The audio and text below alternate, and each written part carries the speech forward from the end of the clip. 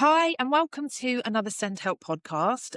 We've got myself, Sharon, and Nate waving furiously in the corner. And we've got Sinead with us today. And she's a mum of a little boy who's got autism and ADHD. And she's just going to talk, we're going to talk about, well, quite a few things, but we're going to touch on what it's like to be a parent and that we do, quite rightly talk about our children all the time, but the impact that it also has on us as parents. So welcome, Sinead. How are you? I'm good, thank you. Thanks for having me on here. That's okay. So do you just want to tell us a little bit about your journey so far? Yeah, so my little boy is now 8 and in year 4 at school. But from very early on, I knew that there was something a bit different about him. And there was, certain behaviours he was showing at home and certain things he was doing. So in year 2 at school, infant school, it really started to peak and I reached out for some support. But because he wasn't showing those behaviours at school, I was pushed back. He was fine at school, so everything was okay until he very suddenly wasn't fine at school. And they were like, wow, we can't deal with this, even though it was the exact same things that I was kind of communicating for a long period of time. And we unfortunately ended up in the reduced timetable scenario, suspensions. His first suspension was at the age of 6. Goodness. And that kind of all led to the impact it had on me with having to leave my job to be at home with him because he was only in school for a couple of hours a day. And even then, I'd often get a phone call before I'd even got home that I'd need to come and get him. So after about 6 months off sick, I kind of had to admit defeat that I wasn't able to go back until I got him sorted and got him the support that he needed. Yeah. I mean, I'm just going to pick up on something. Isn't it a tragedy that we're not working together, schools and other professionals working with parents? Because the whole time you're saying, and we've spoken to lots of our members, when you're struggling and what you're seeing at home, if they're not seeing it in school, it's almost dismissed. But the second it's seen at school, then, like you're saying, reduced timetable, and as an ex-head teacher, I used to do that. And I feel ashamed of myself, but I did leave the school in the end because their values just didn't align with mine. Yeah. Because what's the purpose of that? What are we doing with a child reducing their timetable? What's the outcome? When I was younger, I wasn't allowed, I got sent home in primary school from lunch. And that's effective because I caused the problems at lunch. So that was something that naturally worked. But this, as I said, the reduced timetable is nothing but I don't want to deal with you even in school at all. It's What's like, that saying to a child? yeah. Well, exactly. You And this is the problem we had because he desperately wanted to be in school as well, which was heartbreaking. And if he had a really good day, he'd say, Mummy, I've had a really good day. Do you think I can go for longer tomorrow? And I'd email the school and say, what's the plan then? We've had a good week, no phone calls. He's managed his set hours a day. No, we can't increase it that drastically. This has been proven to work and we need to keep it at the minimum for now. So he almost felt like I'm not seeing a change for being good, for not showing my symptoms of my condition. So I'm just going to cause even more problems because he couldn't see light at the end of the tunnel, let alone me. And it's just you feel forced into these timetables. I know that you have to agree to them. But I was told when I said, I'm not doing this, I wasn't up for the reduced timetable, that we will just ring you to come and get him anyway. So your hands are tied. Yes, I didn't know that. Is it actually, do you have to take it? Well, No, you can say no. You can say no, but then your Then you're son gonna was get then suspension. suspended. And the anxiety I would get knowing that my phone's going to ring and I just agreed to it because I was almost promised as well. It was a really short-term thing. They were really successful with other children. And not only that, it was horrific. It was just the anxiety I had for those 2-3 hours he was in school. I almost couldn't wait to pick him up. If my phone vibrated, I would jump. I couldn't leave the local town that I lived in for the best part of a year because I had to be within responding distance of the school phone. And when I would get there during those times, I had a very, very dysregulated little boy that I would have to try and calm down, make him safe and get him into the car. For me to be away and driving, knowing that he was in that state, I just didn't leave where I lived. I didn't really leave the house. It was really isolating. And unless you've been through it, nobody gets it. Absolutely. And that's not okay to live like that. And No. I think that's where it's so sad that the schools aren't working with us. It's like, and like you said, I guess if you've not had that experience, you really don't understand. You know, you're a mum on your own. Mm-hmm. You just haven't, you're lone parenting your child. So if there's sleepless nights, you're not getting sleep. When you're going into work, and trying to do a good job, but whatever you're doing, you can't because it's on your mind. And you're sometimes, we're not dragging our kids into school, but we're almost just doing whatever we can to get them in there. And that guilt you've got as well. And I knew that dropping him off, he was also isolated. So he was taught in a completely different room with no other children. At break time and lunchtime, he wasn't allowed out with the other children. He could pick one friend that he could go out with just before. And, and then he'd see all the other children playing. And that would be a real trigger to his dysregulation. Absolutely. And I'd go in and I'd say, how are we getting on with this? Like, I need to go back to work. Like, I've never not worked. This is really important to me. And it was just, we'll review it. We'll have a meeting. And I had to bring up, right, are we going to apply for an EHCP? Or we don't think he'll get one. My child is not education. What is a bigger reason to need an EHCP than your child not being able to go to school? And I had to do that myself, and it did get accepted. I was very lucky, but as it should get accepted. But that was me doing all the form filling, researching case law and thinking if I have to go and fight this, I will. You almost turn into an education expert overnight because you have to. Absolutely. And Nate done posts on that saying that we're professional parents because, and so many of us have also got, additional needs or other, issues that complicate things even more. And then we're expected to be able to attend meetings, to put together paperwork, to get, they're big processes, all of these. Getting an EHCP is not just a quick, well, I'll just do that. And I just don't get why schools and other professionals aren't seeing that and working with us to support the child, who's at the centre of all of this. I was ringing different schools saying, will you take him? And they were like, not without an EHCP. And so I was stuck because we didn't have one at this time. I was like, I don't know what to do. And he so desperately wants to be in school, which was the hardest thing. Like, although he was showing these behaviours, to me, it was a communication issue. It wasn't a behaviour. He's doing this for a reason.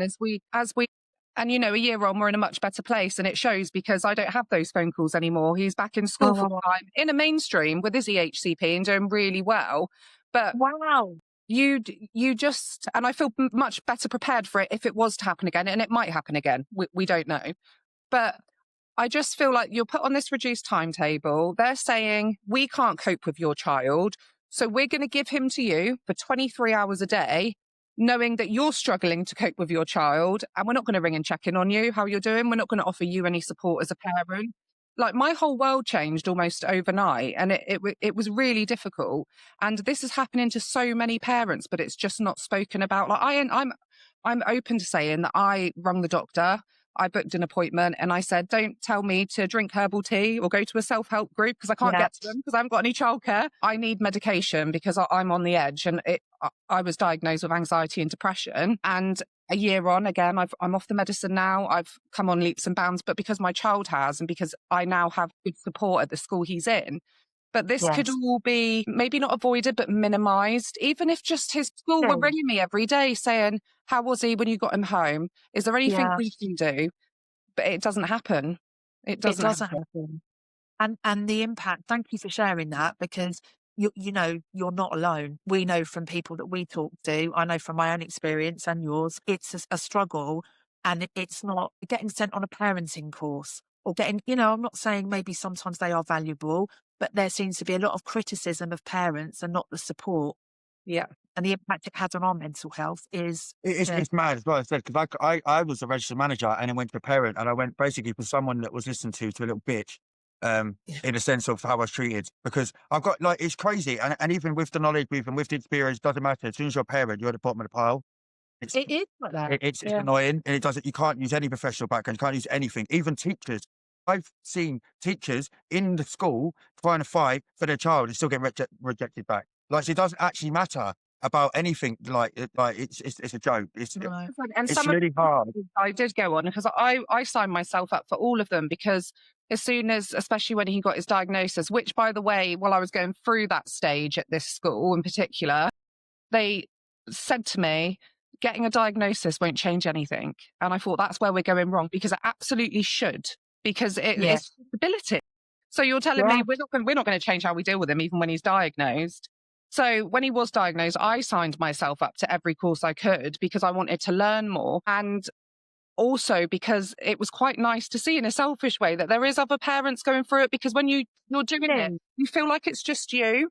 And they were full of teachers, health professionals. Like, it doesn't discriminate, does it? Like, there's so many different types of people dealing with children with additional needs. And I felt so much better coming out of these courses. I know some people hate them, but I'd be like, oh, Ezra wasn't bad at school today than so-and-so's. Yeah.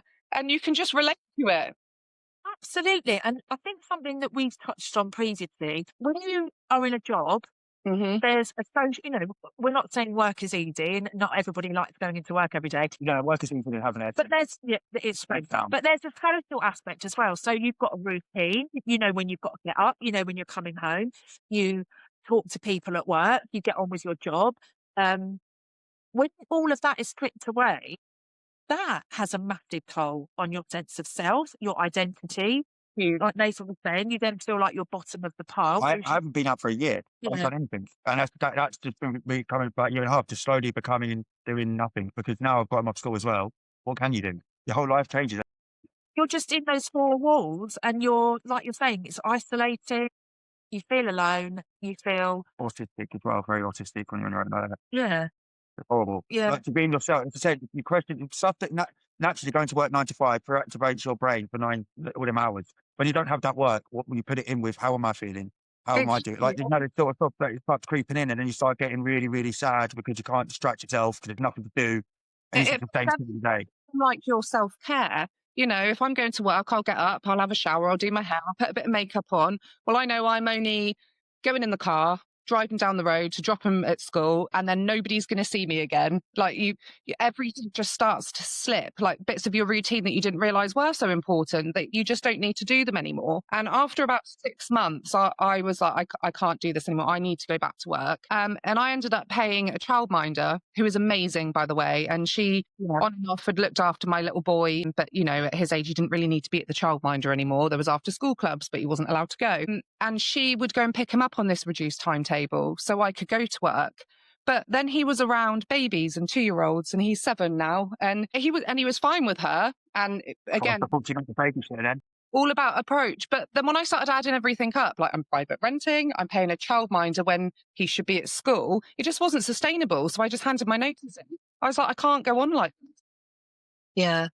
And what a big decision that is to make. It's also it's very limiting because of that, and it's unfair. Like, so when you look at job opportunities and what an SEN parent could achieve, it's not going to be very high, because even if you have an SEN kid getting hired with that prior knowledge, you're not going to be open to these registered manager jobs. You're not going to be open to the top jobs, because they're going to see that you've got this commitment. And instead of trying to help and appease and understand that, they're going to see that as, again, a negative. Yeah, it's a barrier. And a barrier for why you can't be available, why you can't put the work in at everyone else, and why you're going to prioritise something else over your child. But again, even then, phone calls from school, having to get on part-time table, all of them affect jobs as well, because you can't just be going in and out your jobs. You can't just be going, it's crazy that school have that much power over your life. Yeah, and you go from having this money you were earning to it not being there anymore. And, and I know there's things like DLA, but they're massive forms to fill in if you don't know what you're doing. Nobody tells you there's a 25-week wait. Okay, so I'm now not working. My child's got additional needs, is entitled to this support, but you're going to have to wait 25 weeks before we give you any help, which is, still quite low level help. It doesn't solve all the problems. Everything's such a wait. You're like, right, there's this barrier. Right, there's this barrier. Nothing is just smooth sailing in the life of special educational needs. Nothing. Not at all. And you have to fight. And even, just hearing you talking, you can, and I know because of my own experiences and Nathan's as well, I don't know how we do it. I don't know how we do it. I got a suspicion that if we didn't, a lot of people, we always seem to be similar lives, very chaotic, very things on. But I think we do that deliberately, because if we turn that off, we go to pieces. So I think it's as much as my life is at the moment, it's too much. Like, I don't know that. But there has to be some element of some drive for me to keep going. If everything goes gravy, I don't know what to do. And there's nothing really, I think that focus and that kind of adrenaline keeps you going. And I think if you take that away, we're kind of lost. And it's just And it's the love for our kids, isn't it? We want to protect them from everything, and we want to make life as good as it can possibly be for them. And I think that's what keeps you going. But when you sit down and reflect, you're like, this is a Yeah. lot. Like, this is a lot.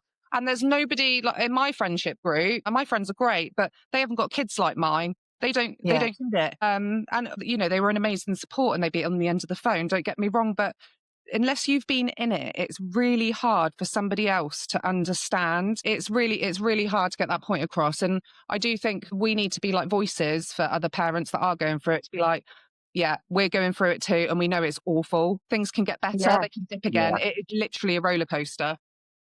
What schools are very good at, and I think I mentioned before, is they're very good at making you feel like you're the only person in the class going through the problem, which is crazy because if you think about it, everyone naturally should have at least 5 parent friends that are going through the same situation they're going in. But the school is so good at making you seem like you're the worst one and you're the one that's going over the top. You're the one that, you know, everyone else is fine. You don't even look for them 5 other people to see there must be someone out there that's going through this as well. And you just don't think there is. And they make it very, very, very good at making you believe that there isn't anyone else in that class that's doing any problems. You're the only one that's causing a fuss and everyone else is fine. So it's horrible. Schools are bullies, man. Like, it seems they're bullying parents at the moment, and it doesn't seem nice. They are. And in our latest educational psychologist report, was actually brilliant because they have identified for my son that he has got massive school trauma now from his experience. You know, at 6 years old, he was restrained by 2 adults. I've never had to do that. And I do believe I've seen the most extreme behaviours, you know, compared to school. Like, I've seen the worst. I've never had to have another adult help me restrain my son. And it's had an impact on his next education, like next setting. Thankfully, they are brilliant and he is thriving. You know, he's on medication for anxiety at the age of 8. Like that's a big deal. It really is. And I do They need to believe stop the trauma thing, because if we go, I've got a video that's come out about this. If it was the other way around, they wouldn't even question it. And if you think about it in any other setting other than going to school, it's actually horrific. If a kid was in school and saying and acting up, not wanting to go, refusing and stuff like going home, you'd have the police there, social services, everything in seconds. Why, when the kid was just showing that behaviour but going into another setting and because it's school, is it overridden? If they was going to their stepdad's house or going to their auntie's house and they had that same effect, you'll start thinking, what's going on there? Yeah. Or an after school club, you'll be like, what the hell's going on there? Maybe I shouldn't take them to there. And they're like, no, this is going up, you still have to take them. If you don't take them, we're going to punish you. And then the kids actually have a choice in this, and they're choosing not to go into you there. feel like you're setting them up to fail. You're putting them in an environment you know is really hard for them, but you kind of have to. I felt like, for me, that I was almost being forced to deregister him from school. He had no EHCP and I'd be somebody else's problem. And that's why I did keep up with it as hard as it was until 2 weeks before the summer holidays, when he was due to start a new school. I pulled him out because I couldn't do it. It wasn't fair on him. He was starting to pick up on my anxiety as well. We were both just nervous wrecks.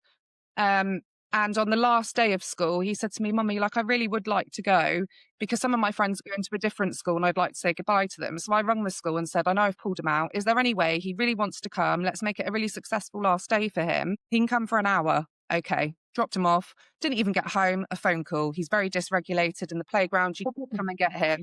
And I feel so guilty that that's his last day at infant school, that we both have that memory. But also, I feel guilty had I not taken him when he was asking me to go. You don't know what's right for wrong. You don't know what to do because there's no textbook that gives you the answer. And I think as well, when you've got the pressure of the child as well, when they're off school wanting to go back, that's different because a lot of parents have it when they just don't want to go back and that's the best place for them. But like, again, my son's out of school and he really wants to go back to the point that he's nearly overturning everything he even knows that's negative about his situation just to go back to see his friends. And it doesn't matter. It's the same. He wanted to go back. He was desperate to go back. I mean, he even said to me the other day, he was like, I don't mind if they're calling me a liar anymore. I don't mind if they think I'm a liar. I don't care if they think I'm lying. I'll just go back. And I'm thinking, wow. Like, just to see his friend, I said, that's bad. That had to stop him down even more. But like, it's crazy, isn't it, to think that if they actually want to go there and you're still not helping them and you still get failing them. Like, I know.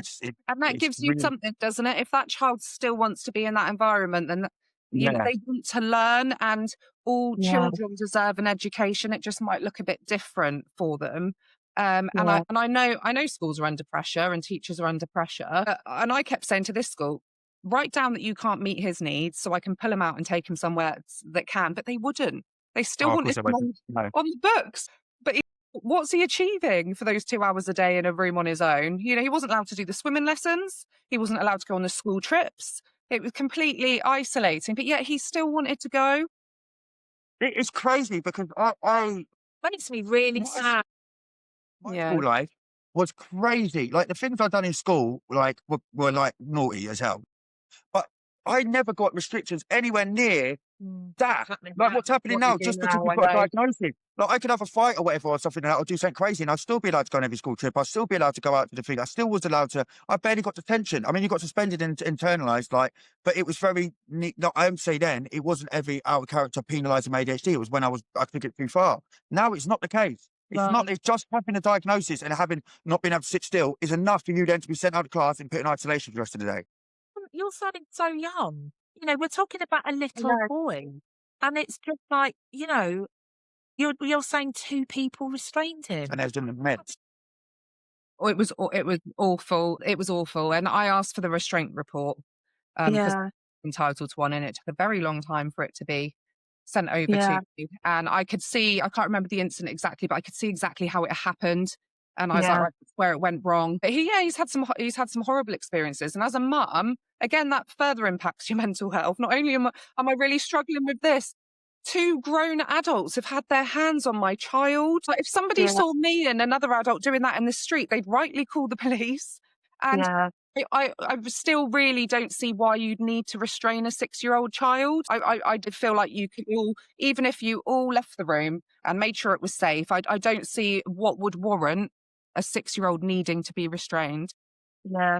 Do you know, because I mean, I've myself and Nathan, we've worked with in schools where it's predominantly extremely challenging behaviour is the nicest way to put it. Still understanding And you would, you know, that's your last resort. It's putting your hands on a child. To try everything, distraction, redirection. Like you're saying, if someone started to throw tables and chairs and other people are, you know, other children are at risk of harm, you remove everybody.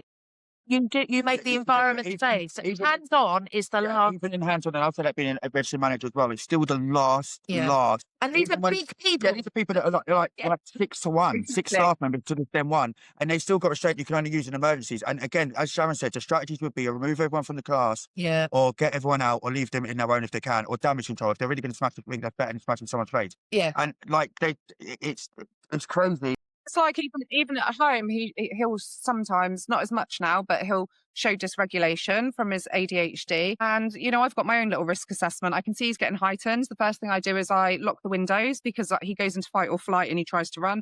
I lock the back door. If there's a cup on the table, I'll move it because I can it's starting to build. And then if he does become dysregulated, I know the environment's safe for him. Absolutely. I to call my neighbour and say, can you come and help me pin him down? No, and then looking back, when we've done it years ago, when it had been a bit more like on the thing, but again, ours wasn't the same behaviour you were talking about, these extreme ends. But even then, the last thing you would do was do that. And that would be when they're like, literally got something and they're about to pack some other student or something. You're like right in the moment. And there and then, and as soon as you can, you clear out. So there is no need for a 6-year-old to be getting restrained any time that I've ever heard of in my entire life, even in the worst possible place that I've ever, like, where in that type of behaviour. To say as well, if you had done that, what would have happened? If you'd have gone into school and said, "Mummy, if we'd have done that, I know. what would, and that's the disparity. That's the bit I don't get. You know, all the time you were struggling at home. Where was your support? Where was the people reaching out? As soon as it happens in school, we can't deal with this. That's not okay. You know, I had a Senko say to me, "Do you think he behaves this way because he hasn't got a dad?" I actually had that comment made to me, and I made a complaint, and apparently I took it the wrong way. How do you take that the wrong way? well, you don't. The 21st century, families look look different these days. It's different. There's so many different varieties of family.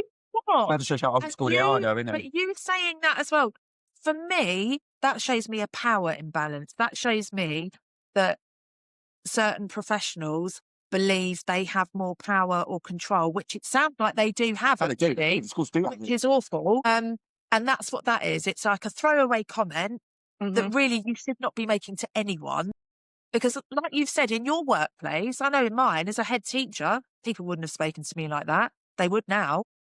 Yeah, this And one. as a parent going, or a foster carer going to a meeting, but obviously as I've become more confident and more assertive, I won't take that kind of stuff. But It's goaded as well, don't they? but Goad parents. broken, when you're fighting, like you're saying, fighting. You almost start to think, oh, is that true? Or is Yeah, that, no, I know, and I did. I and it remember makes you ringing my mum in question, tears after, and she was absolutely horrified. And then I'm driving home, and I'm like, Well, maybe, could it be well, something to it's do with that play a different. part to it?" And no, it isn't at all. And I know that now. Now I'm, in a clearer head about it. But you question everything. I got so confused. I nearly took back racism. That they was that good at it. I need signed off. Yeah, it wasn't racist. It was not. That word's not even bad. Like, they're that good at making you think that the problem is you. That you like. I nearly just signed off. Like, yeah, no, you're right. Do you know what? That wasn't racist, was it? No, it didn't. So what was He the didn't say word? the N word. So, like, do you know what I mean? Like, but they underplay it, and it's so believable. Even if It's manipulating, and it's a power. it's the audacity, the confidence behind it. They don't even doubt, and even if they do say the wrong thing, they don't care because they know there's nothing you can do backwards. Yeah. Like, they don't care. I'm going to urge everybody, like, soon, I'm going to make this massive thing about getting everyone to get a SARS from school. And I guarantee you on them SARS, it would expose the school for who they truly are. Yeah. Well, the way they're writing them incident shorts will tell you how they're treating your kids in school. And then, they don't write that. And as a registered manager, your paperwork is scrutinised to the next degree. And I always assumed that school would be even more on point. It's not. No. It's very minimal, very basic. There's certain rules you get trained. It is training that you do specifically just for writing notes. Yeah. Like, you have to write a specific way. You can't put objective language. Everyone, support workers, up to managers will know that. So the way that some of these teachers are writing some of these forms are awful. We had to come back to practice sitting still. I've even seen one was getting blamed for their own racism. Like, oh yeah, but they said something that might have caused them, so they said that in return. Like, this is their opinion. This is their judging it, and they're doing everything wrong. And this is not about the case. There's no follow up. What you don't get in them SARS is, so we tried to explain this, or we tried to do this, or we put this behaviour in. No, it's the punishment. Like, and I think if everyone got these SARS out, everyone will see this. It's not just a common thing that the people that has got the SARS have seen it. You will see worse. I would prepare yourself for it, because you'll see yourself in there a lot. This is it. And this is why, and when I was in that headspace, I knew I could request one, and I didn't, because I was frightened of what I was going to read and if it was going to further impact my already very poor mental health. So I didn't. I feel like now I could go in there and be like, right, give me all the paperwork I want to see. Exactly, but you've got to be in the right place, haven't you? Yeah, and because you're fighting all the time, and you're doubting yourself, and the guilt, and the sleepless nights, and having to leave your job, you're broken. And like we were saying as well, your support circle gets smaller because all of a sudden you've not got work colleagues, you haven't got family members. You're not might seeing really mums in the understand. playground anymore. Mums and dads used to chat to. His 2 hours, it went in after school had started. There was nobody else there dropping off their kids. We had to go in through the office. Like, I saw nobody. Even something that small makes such a big impact. It really does. Yeah, no, it really does. Said yourself. The hardest thing as well, I suppose, I didn't think for this, but like, when you were a single parent, when you're going through stuff like that, it's not like the best. You can't introduce anyone else into your life because you're prioritizing your kids. You don't even think about that for you. There's another thing you rob yourself of, isn't it? Where do you meet someone? You don't even get to go out. So you don't even get the chance to even explore normally or see someone to get support. So you really are isolated. And even if you did get someone to walk in, could you then hand it over? And would they even stay if the behaviour's that bad? Like, there's so much. Every single thing you do as a parent, Etienne, is difficult. When this all started for me, my partner, his kids, and then with mine, the dynamics and the effect on my mental health was having on the relationship. Like, he was an amazing support, but I wasn't easy to be around. Like, I wasn't my best self. So it affects everything. It affects your finances, your personal relationships, your social relationships, your family relationships. It affects everything. It's not just my child's on a reduced timetable. That's the middle bit, but all the things going around it, that's the stuff that people don't see. No, it's horrendous. It is, and it feels. Sometimes you feel like it's never going to get any better. No, but it does. Things do. Yeah. I think because when you feel broken and when you're isolated, it's like trying to know. Well, you don't know how to get yourself out of it, or like you were saying, just the basic self-care stuff. Yeah. That you don't The even purpose of what I'm going out. Who am I trying to impress? What's the point? And you also become a home educator. I never wanted to be a teacher. If I wanted to be a Well, teacher, I'd have trained to be a teacher, and I'm trying to like homeschool as well on top of all of this, which was, just horrific. they say it so casually now. Like I got a phone call.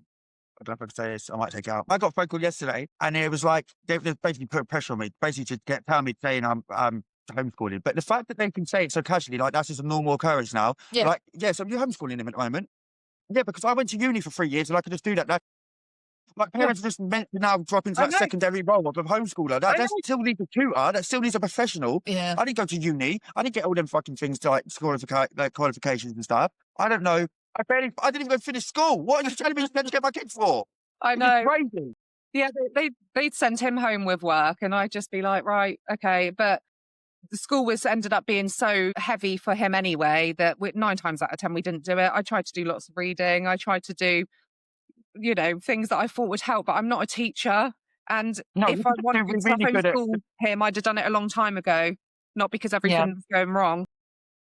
the thing is, we're really good at the other stuff. So the new way of, again, we'll be better at the new wave of what we do parenting. It's not the textbook English and maths and like the life skills and stuff. We can as parents maybe teach out in homeschooling, but that's not curriculum. So if our kid wants to be a doctor and he's out of school, what happens then? So you're still already, even the fact you're saying they could be homeschooled, just trying to the limitation you already think they can achieve. Yeah. It's like, okay, they wouldn't get GCSE anyway to be homeschooled. Like, if they wanted to do that thing, you've taken that all away from them, and we are not equipped to be able to get to that level of education ever. No. And especially when our children are saying, I want to be in school. I don't want to sit with mummy while she's reading me off this worksheet. I want to be doing it in a school setting. Despite it being so difficult for them, that's the hardest when they really want to go back. And I had his transition meeting because he was due to go up to junior school. He was at risk of exclusion. Nobody had even met him yet. And I'm being told that my child's at risk of exclusion because it was a mainstream school. But by this point, I was armed with his EHCP. I said, if that happens, I feel better prepared if it was to happen again. Yeah. But with an amazing Senko and an amazing teacher, I haven't had one phone call, and he's done a year and a half there now. Oh, that's fantastic. And do you know what that is? And I've said this time and time again. Just because somebody, and you're probably bored of me saying Every it, podcast. just I'm because, going to get the outfits out. just because somebody is in a professional position, I don't know how you were brought up, but I was brought up to trust the police, to, look up to your teachers, look up, your doctor. But I hear so many stories now where, not everybody's good at their job, I think is the main thing that I'm saying. Not everybody's good at their job. But if you've been brought up to be respectful and have respect for, professionals, it's very difficult to then challenge that because you think, well, no, but that's the teacher or that's the Senko or that's doctor or that's the police officer. But we all know in this day and age with social media, the things that go on. Mhm. And it is okay to challenge, I think, in a respectful way. And not everybody's good at their job. But what can I say? We've all worked. Well, it's No, just this exactly. we can't challenge, isn't it? Yeah. It's our doctors. Why the hell can we not ask for every test that we need to get at that time? So our body, like, do you know what I mean? Why can we not ask? Why are we restricted to one appointment that's a one, like, not even in phone calls anymore, most places? Yeah. Why can we only go and speak about one thing for 5 to 10 minutes? What if I've got 6 things wrong with me? Like, do you know what I mean? Like, and you're restricted from that. Same as school. What are my rights? Why am I not got my normal rights of asking for a little bit of support, a little bit of reasonable adjustments? It's just normal, nice nature. Yes, It's just it like is. you're asking for the world. But it's even the schools are we've got saying different- we can't do this, we can't do that. I applied for the EHCP. I ended up having to go private for the ADHD diagnosis. I did the CAMS referral. Everything was me. And I'm okay at filling in a form. Doesn't mean I like doing them, but there are some families out there that really struggle with things like that. And they're almost, they're losing out on the information they don't know and the processes they don't know. Like we've had to learn them. But schools should be saying, right, we can't have them in school and we can't meet their needs. I'm going to refer you. I think they need this test. I think you need to go for an EHCP. Do you know you can apply for this to help you at home? You're not told anything. Yeah. I forgot to tell you. Someone on a DLA form at school, near not what I'm normally talking about, but yeah, in the school she put in a DLA form, and a bit of the DLA form says that you can ask another person to go in, isn't it? And obviously she didn't know, and it's a bit about the school, so she asked the school to fill it out. Do you know what the school writ? Something like, yeah, he's fine in school, calculated, great in class, blah blah blah blah. No, I was like, oh my god, they've just actually taken back the whole thing. I couldn't believe it. And then their excuse was, she said, well, I didn't know what it was. I'd never filled one out before. That's Yeah. what I mean. And you're like, you're the school. Well, she's obviously struggling. She's come to you. You're meant to then support the evidence you're already given to get this far. Yeah. Like, but they didn't. They just kind of, yeah, no, they're fine in school, no behaviour, no problem. And you're like, what? Did you even read what that is? Yeah. You even go through and see how many extra hours it's taken them to get them ready and stuff like that. Like, it's But crazy. again, this goes back to training, which you've spoken about, you know, because we've got some great teachers out there and we've got some great Senkos out there. But in a mainstream school, you know, we touched on when you train to be a teacher, when you train to be a counsellor, when you train to be a nurse, when you train, you know, lots of different professions, you barely touch on neurodivergence. You barely touch, you might do a module or you might do, you know, on special educational needs. So people don't have that training and that knowledge, don't want it. That makes sense.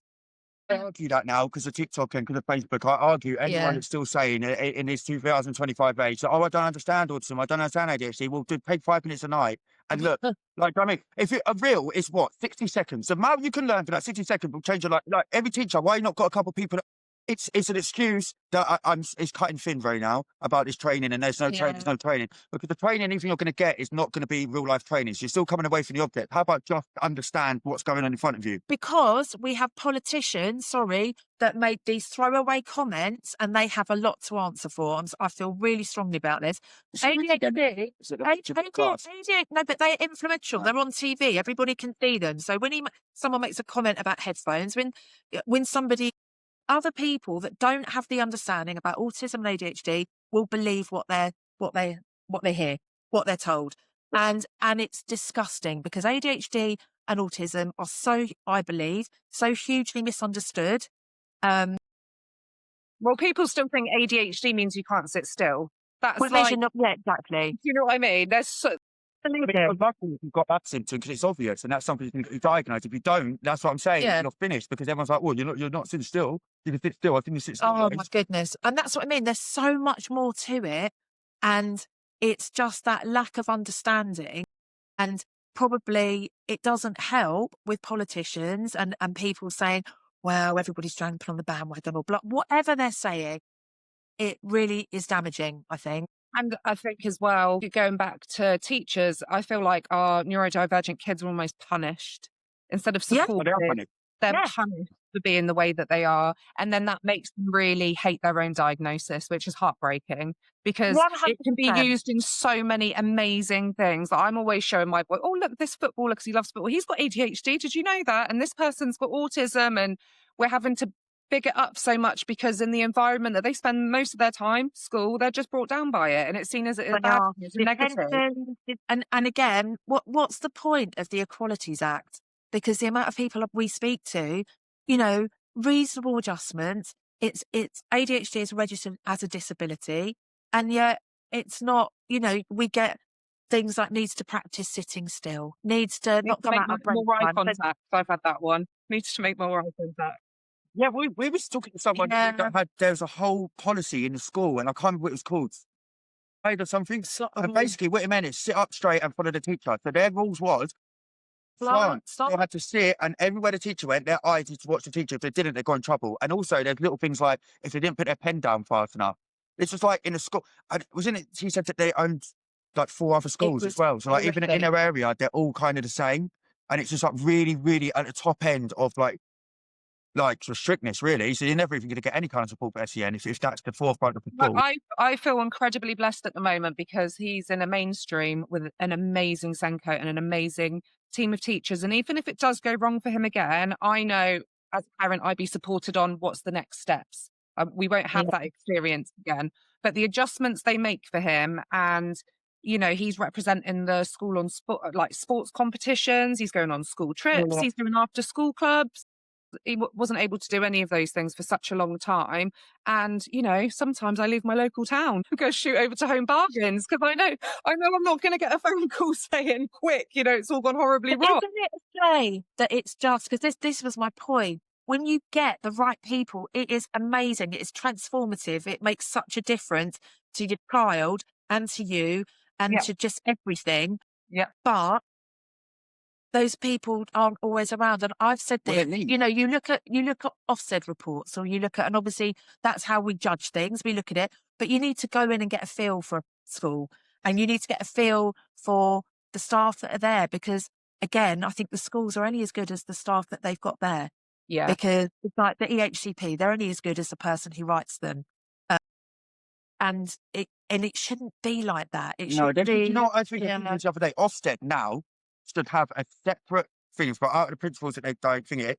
One of them should be on special needs, just on special needs, and how equipped that school is, and just a deep dive on how they're responsive, how they can do that. Yeah. That should be a criteria marked on Ofsted on a thing. It's just, it's not good at it. Red. Yes, Do you but know what I mean? are they just going to look at all the tick boxes? Yeah, but it doesn't matter. Yes, It's better than we're inclusive. We've done some training. We've done it. Yeah, Doesn't but again, mean on if the they've got ground. better no training, if they've having to release lab fabricate that they're putting this effort into it, it's better than having none. That should be, because it doesn't say anything about enough Ofsted reports now. Considering that there's so many people in school, that's not a criteria or anything that kind of has to match up with an Ofsted inspection. It's And crazy. do you know what I also think they need is they have these talks and they have these experts come in at schools and they do these SEN evenings, and they're all great. They should have parents with lived experience maybe teaching them. This is what it's like for us. This is what you could do to make it easier for my child and for me, so that he's then getting the best out of me. They need to listen to the people that are living it every day, because we're an expert by experience. And you can do all the courses and all the, read all the books, but unless you've been in it, you will not understand it like we do. No. So that is really honestly true. Yeah. And it's really weird, isn't it? Because you put if you put it to like an extreme example, like a drug addict, you would trust a drug addict to have more experience than you on drugs all the time. But you would never even question it. Exactly. Why is it not even seen that we're even relevant in this situation to even be spoken about or asked, or even who writes the diagnosis criteria? I always question that. Yeah. How do you really know it might be a symptom, but what that might be a presentation of something that's happening inside. Yeah. So that might be the exterior. You haven't got ADHD, you wouldn't know. Do you know what I mean? That's crazy. At least have someone with you writing it or doing something with you, or when these new laws come in or something like that, but they don't. They still think ADHD, they're not going to be reliable. They're bad in the workplace, aren't they? So it's not. There's so many really small changes that would make such a big impact to families. Yeah. And, you can't pour from an empty cup. And I learned that. And I feel like I've almost been through the most awful experience to know how I'll be better next time.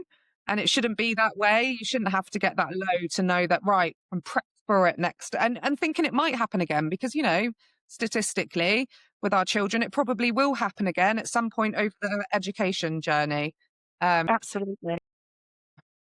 Well, thank you for sharing all of your experiences and being so honest with us today. And I'm sure it will touch and reach out to a lot of people who are also going through similar things. So thank you very much. Great. Really good having you. Thanks for having me.